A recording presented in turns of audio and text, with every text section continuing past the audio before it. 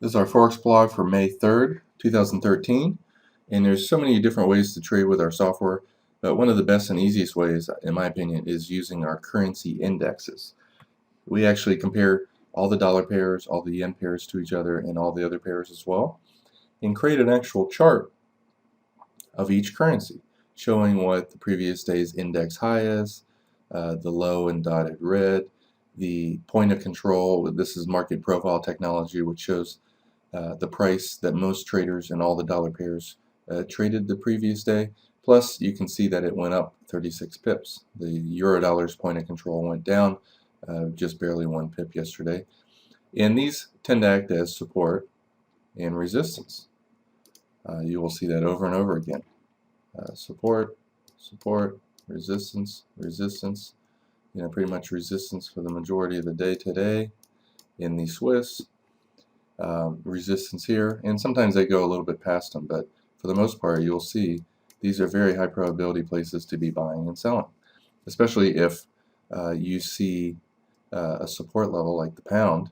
It went up 11 pips yesterday. So yesterday was an up day. The daily trend slightly down, the monthly trend or the weekly trend's quite strong. We also have the hourly moving average in the middle, and basically you want to find one that's trending up and buy it versus some of the weaker ones. It's that simple. So let's link all these charts together, and we'll kind of look for some trades that are very high probability. The highest probability and the biggest number of pip wins is when all the time frame trends line up. You can see the euro was above the hourly moving average all day. Let me change this to white. And it broke out of a very tiny narrow range pattern here around 230, and you'd want to buy the euro versus whatever's weakest. The dollar has a very weak weekly trend. It's having trouble getting back above the hourly right here, as you can see. Another false breakout later. You also have the yen, same situation. So the euro, yen, euro, dollar, very high probability. Now, when you see one currency going up, you can buy it versus one that's just kind of going sideways, and you'll make money, typically 15 to 30 pips on most moves. But if you buy one that's going up and the other one's going down rapidly, you'll tend to make 30 to sometimes 100 pips. So let's take a look at the euro dollar chart first, and you can use any time frame chart to trade it, whether it's a range chart or in this case a 5-minute chart. 230, like I said, very high probability place to be buying, and it broke out from underneath to above the hourly, went up to our containment bands here, and our perfect oscillator was showing an extreme high.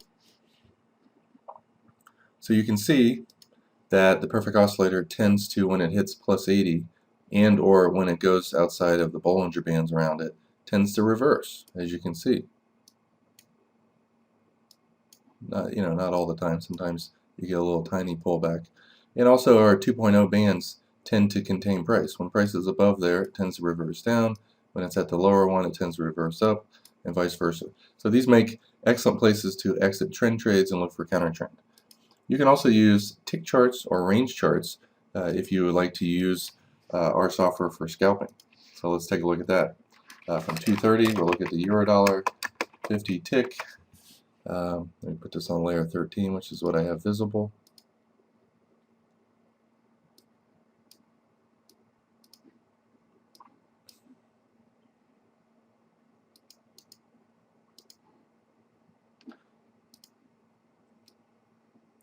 Alright, so 230, we'll scroll back and take a look at it.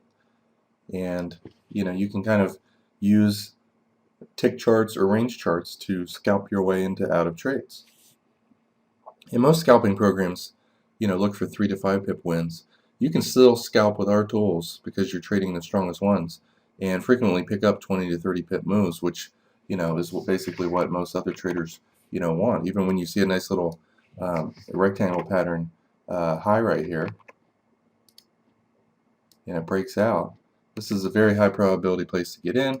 And obviously it didn't really have much of a pullback. You never know how much you're going to make on moves like that, but you can get out of trades like this with 5 or 6 pips, wait for a little pullback, maybe you lost 4 pips here, get in here.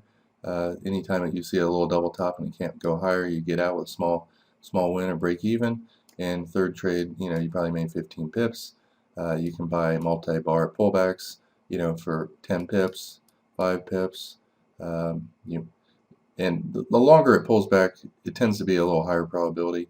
If you will wait for a two-wave pullback, in other words, down one wave, down two, you can see that trade was beautiful. Down one wave, very tiny wave. Not sure if I'd really even count this, but down once, twice, it's a higher probability way of trading. And you can also use much faster range charts, like a 3 pips per bar range chart. Now, if you keep your stop outside of those bars, you are risking only 3 or 4 pips. And you can also kind of see, oops, I didn't mean to put that on there. You can see pullbacks much easier. Let me just draw with this other tool, it's easier. So you're out with a nice win here. It goes up again, you have a nice little pullback, another pullback. The longer and the more bars it takes to pull back, the higher the probability. If you just buy a little 2-bar pullback after it's just gone up, you have a less chance of catching, a bigger move. If the price spends some time up here at the high, pulls back, or does a bunch of up down bars, very high probability. You can just risk super tiny amount, even on a scalping basis. As long as your wins are bigger than your losses, you're going to do pretty good, especially by just having a little patience. So let's take a look. When the euro was going up, the Swiss also was going up. So you could have bought a Swiss yen earlier today too. Strong Swiss, weak yen. You can see, the first one was only up about 20 pips. Then you wait for a two-wave pullback, like I said. Get along right here with your stop underneath there. This one went your way and came down, didn't stop you out, and then exploded up. You might want to get out of half your trade when this kind of stuff happens in the middle, and then draw your fibs off of this. Most of the time, it's not going to go past the fib targets up here and our containment bands. And as you saw before, notice how the perfect oscillator hit the 80 level and reversed. Also notice perfect oscillator 80 here, and it went up 20, 25, 30 pips. This is one of the higher probability trades. If all you did, and you really need a lot of patience because it's unfortunately not a very active or frequent trade. But anytime you see a strong move like this and you get a pullback that is underneath the 2.0 white upper band, the perfect oscillator hits minus 80, very high probability. And even if you scalped it and you're out in 10 minutes here, you made 10 pips very quickly. Doesn't get any better than that. Another one that was strong today, and especially since it found support at the point of control, the daily and weekly trend is up for the most part. If you're basically looking to buy the pound versus the yen, you also would have had a good day. And we'll also look at the perfect oscillator on this as well. The trades that I would consider taking myself, especially 230 when the yen went weak, buy the breakout here with the stop underneath the low. More than anytime it barely goes my way and then pulls back and goes up again, I tend to get out of the trade there. And then I would wait for a two-wave pullback. The fact that it couldn't break this low right here, I might consider getting in here. And you can see it's been about 40 minutes just kind of inching its way up. But these are about 20 pips. You had a chance to get out with a small profit there. And then again here, it didn't break the hourly moving average and took off. You have to be aware when it goes above perfect oscillator plus 80. So when it comes up to the upper band here and kind of goes sideways, you get out a half. And again, like I said before, you look for counter trend trade, you look for the fib targets to get out of the second half. And you really, I don't teach this that often because in the wrong hands it can wipe your account out. But when it's above the upper band, when the perfect oscillator is at this level, and when it's made, it's coming up to the 1.318 to 1.618, you don't know where it's going to reverse in here. Typically, I'll get short a small position. Let's just say one lot here kind of goes up and goes sideways. I might add 2 lots here. It goes up to the 1.618 and comes back down. I might add 3 lots here, for instance. And so my average entry is being yanked up, and it's probably going to be somewhere around this area here. So I'm very quickly in the money, and then it pulls back. And this was a very strong trend, so I'm not expecting much of a pullback. Sometimes you get 50 or 100 pip pullbacks, but anytime it kind of stalls, you get out. But you can see even with a counter trend trade, this is your potential, and once it starts going your way, you put your stop above the high. And I scale in a way that I can do one more scale in if I have to, and I like my average entry to be about 5 to 12 pips max away from my last entry. So any kind of a 5 to 10 pip pullback, if it comes down fast, I'll hold on, and a lot of times if it doesn't, I'll get out, pretty much at break even or a pip to 5 pips. But with big positions, you can still do well doing that. Let's look at one last trade.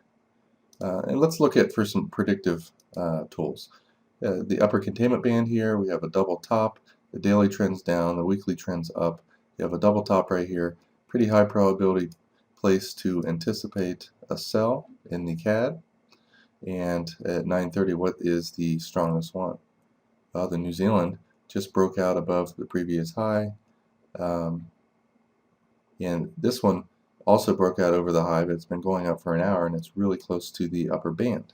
So try not to buy near the upper band. So I would say buying the New Zealand CAD at 9:30, very high probability, because it has room to go. One's strong, one's weak, or it's very likely to turn weak. 9:30. Strong New Zealand, weak CAD. Actually, let's go back and look at that again. I might be a little bit wrong on the time frame there. Yeah, okay. You can see that earlier on, both of them were going up at the same time. Now this one double tops, so it is around 9:30. Some trades are better than this. This one doesn't look that good. I'm not sure if I would take this. You can see that it's already gone up considerable amount. I probably would not have taken that trade. Let's find another one to trade the CAD against. The pound's just breaking out right here. Let's take a look at buying the pound CAD at 9:30. And the closer to the hourly moving average, the better. This one, 9:30, it's breaking from underneath above the hourly, and you also can draw your fibs on this first wave, and this is going to give you your fib targets up here, which are very high probability. So basically, in a nutshell, you're buying that breakout here with your stop maybe underneath the low, and you have a pretty good chance of making this many pips.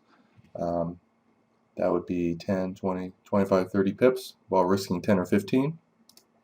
That makes sense. Let's draw the fibs on there to just show where those are, and you can see it went a little bit past the 1.618. Typically, it doesn't go much past that, and when you see the perfect oscillator up here by the 80, don't get greedy. In fact, one thing that I also do, if I'm buying a currency like this that's very likely to go up, but the perfect oscillator is already at 80, I'll do a much smaller position. I might even do half my normal size here, just because it is slightly higher risk.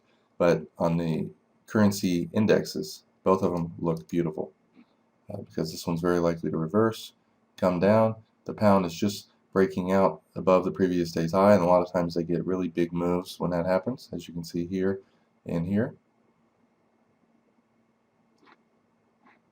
So that's how you use our tools.